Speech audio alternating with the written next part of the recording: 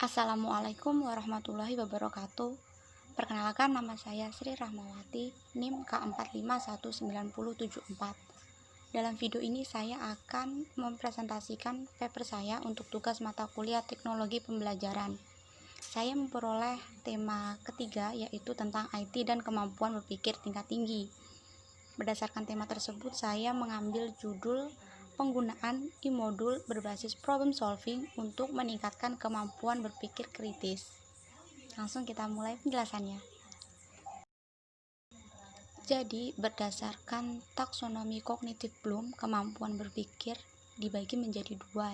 Yang pertama adalah kemampuan berpikir tingkat rendah atau LOTS yang terdiri dari remembering, understanding, dan juga applying. Dan yang kedua adalah kemampuan berpikir tingkat tinggi atau HOTS yang itu terdiri dari analyzing, evaluating, dan creating.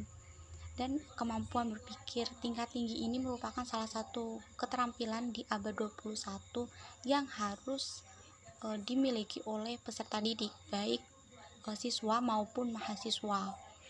Dan menurut Resnick tahun 1987, kemampuan berpikir tingkat tinggi ini adalah proses berpikir kompleks dalam menguraikan materi, membuat kesimpulan, membangun representasi, menganalisis, dan membangun hubungan dengan melibatkan aktivitas mental yang paling dasar. Ada beberapa cara yang bisa dilakukan untuk meningkatkan kemampuan berpikir kritis pada siswa.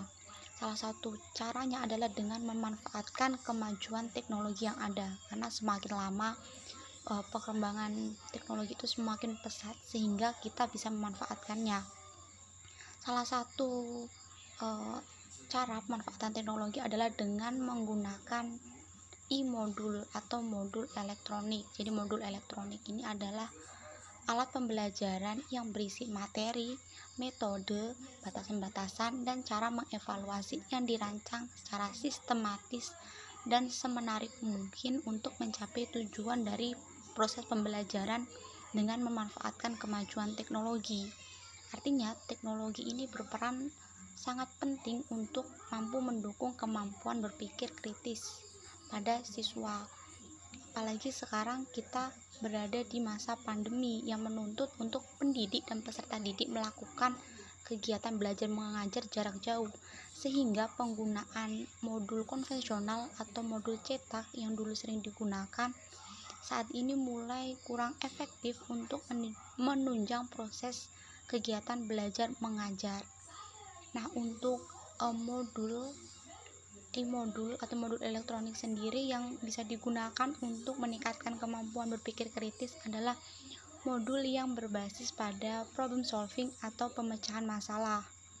Nah, pembelajaran yang berbasis problem solving sendiri adalah pembelajaran yang lebih menekankan pada aspek kognitif dari peserta didik itu sendiri. Jadi pembelajarannya berpusat pada siswa atau student center. Guru hanya berperan sebagai fasilitator atau pembimbing di dalam kelas, dan siswa di dalam kelas ini akan dituntut untuk mampu berpikir dan memecahkan masalah dengan cara mereka sendiri. Nah, tadi setelah saya jelaskan sedikit mengenai kemampuan berpikir tingkat tinggi dan juga e-modul yang berbasis problem solving, sekarang mungkin pertanyaannya adalah bagaimana bisa e-modul yang berbasis problem solving ini mampu meningkatkan kemampuan berpikir tingkat tinggi, atau dalam hal ini kemampuan berpikir kritis pada siswa. Nah, saya mengambil contoh percobaan penelitian pengembangan e-modul basis problem solving yang dilakukan oleh Maulida dan kawan-kawan pada tahun 2019. Jadi pengembangan e-modul ini dilakukan untuk meningkatkan kemampuan berpikir kritis pada mahasiswa S1 Biologi di Universitas Muhammadiyah Malang. Materi yang dikembangkan yaitu materi mengenai sistem imun, dan pengembangan e-modul ini menggunakan sistem ADDIE. Jadi sistem ADDIE ini merupakan singkatan dari Analyze, Decide, Develop, Implement, dan yang terakhir adalah Evaluate. Jadi untuk model ADDIE ini, tahap pertama yang harus dilakukan adalah tahap Analyze. dilakukan dengan memberikan angket kepada 32 mahasiswa dan satu dosen pengampu. Setelah tahap pertama selesai, masuk ke tahap kedua, yaitu tahap perancangan atau desain.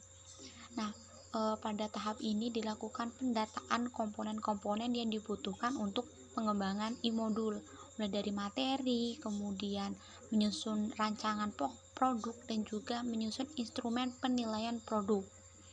Setelah itu masuk ke tahap ketiga, tahap pengembangan atau develop.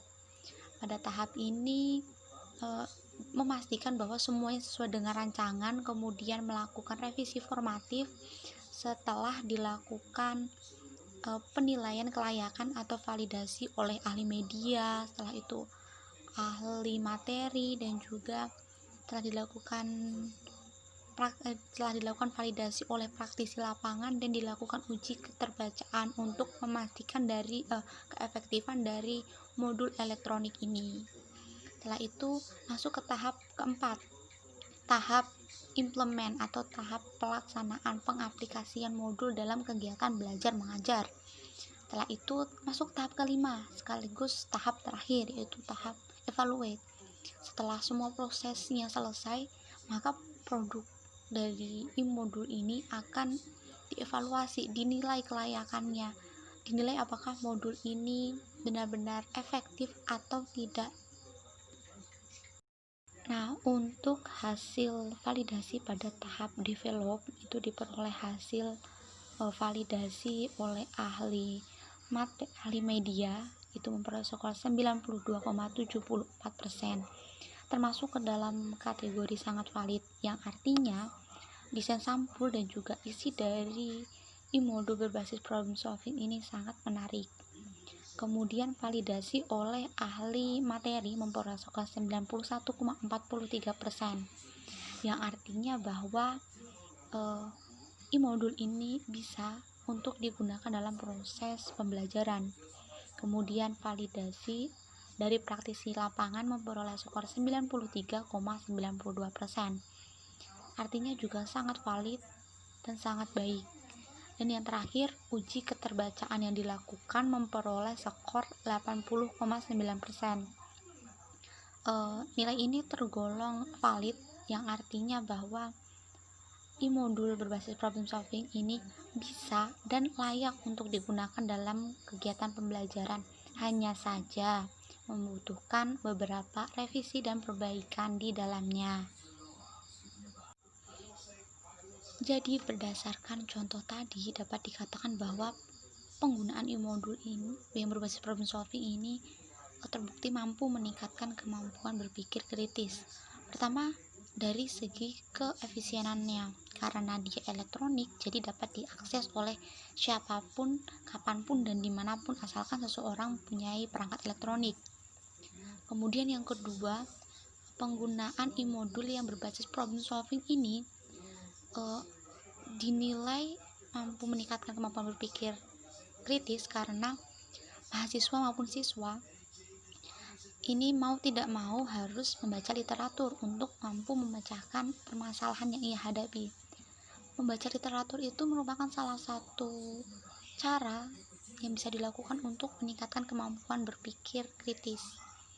Setelah itu dengan menggunakan e-modul yang berbasis problem solving, ini akan memberikan pengalaman yang konkret atau pengalaman yang nyata kepada peserta didik, sehingga peserta didik ini bukan hanya membaca melalui literatur, bukan hanya membayangkannya, tapi dia benar-benar merasakan atau mengalami permasalahannya, sehingga materi yang diajarkan ataupun